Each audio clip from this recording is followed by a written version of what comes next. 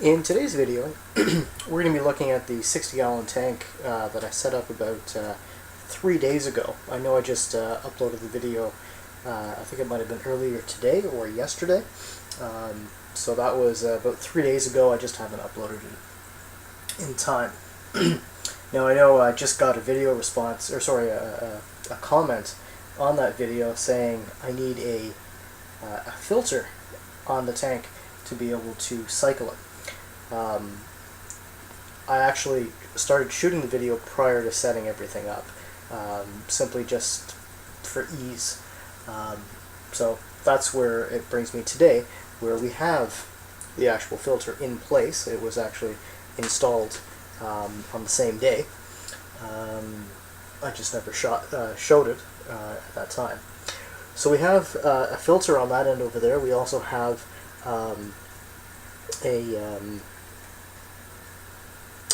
what's it called now? Air bubbler. I'm going to use that term. I don't think that's even the right term, but yeah, I've got one of those. I've got a heater in place as well, and I've got some plants. Now these are pond plants, so they're not really aquarium plants, but they can still be used. So I've got those in there. I'm not sure if you can see it, but I also have a fish catcher in there, a fish net. What I did was I took some gravel from an established aquarium that I have, and basically put the gravel in here to kind of kickstart the cycle process. At the time, I actually dropped the fish net in there, so that's why it's still in there. Now the tank being so tall, I think it's 2 feet tall by 3 feet across.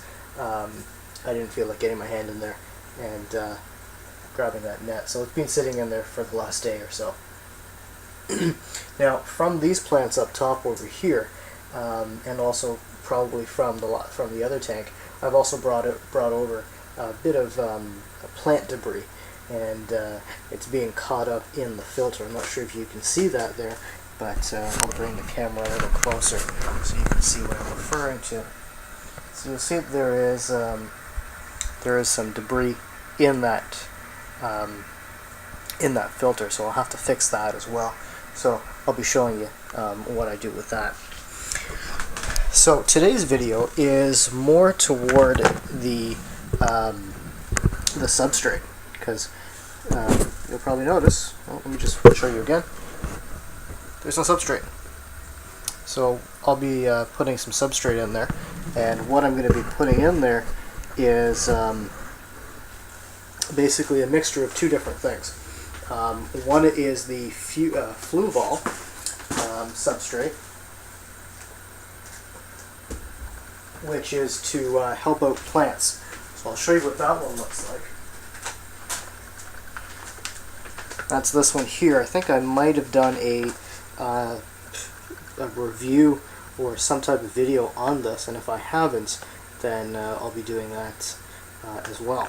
But this is a great product. I've used it on one of my other tanks, and it definitely helps out the plants. Now with this one here, I actually have this is a half a bag.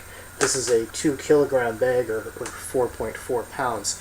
I've got half a bag here, and I've got 2 other full bags.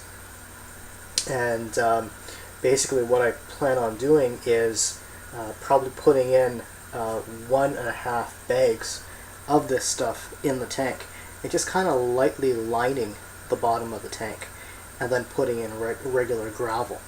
Now I know that on the bag it says don't mix this stuff here with regular gravel. I can tell you that I've done that on my other tank, and it's successful. Basically the minerals and the nutrients that are in this stuff are going to be dissolved anyway into the tank. So it's not a big deal if you mix it. I think it actually will last you a bit longer if you were to dissolve it and mix it in there with the gravel, because the root system is going to be growing down and sideways and such. So what I'll be doing is I'll stop the video now, and I'll go ahead and fix that problem over there, which is the plant matter being caught in the intake for the filter. The filter that I'm using is an Eheim filter. I believe it's the 2213. It's rated for a 55-gallon tank. This tank here is a 60-gallon. Now I've done the math on that, and the volume is actually 63-gallon. But nevertheless, the filter certainly can't accommodate this tank. So what I'm going to be doing is keeping the Eheim on there, but also adding on a filter on the back, basically just to get some additional filtration in there. I most likely will be putting in a Aqua Clear 30.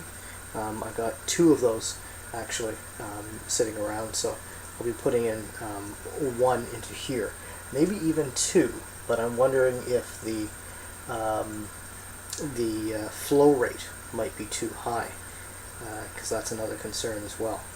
So we'll see how that goes, and I'll keep you up to date. So what I'm going to do is I'm gonna stop this video now and start doing some work, and I'll shoot back again and show you what the update is. Thanks a lot for watching.